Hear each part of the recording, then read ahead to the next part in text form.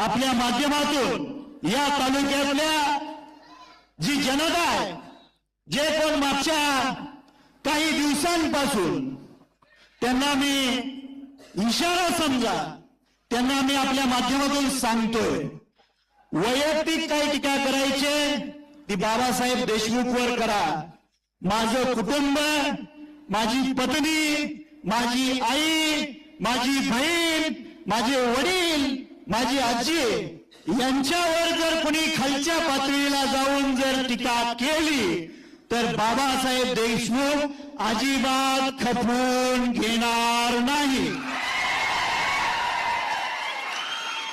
आणि त्याच्या पुढे जाऊन सांगतो, चौकात किंवा एकट्याला गाठून शेतकरी कामगार पक्षाच्या कार्यकर्त्याला त्रास द्यायचा जर कोणी धाडस केलं तर मीही गणपतराव देशमुख स्वर्गीय आबासाहेबांचा नातू आहे.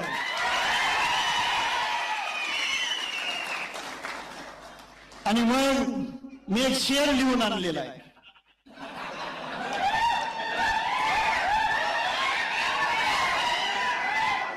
हमें पसंद है शांत रहना, हमें पसंद है शांत रहना, इसे हमारी कमजोरी मत समझना.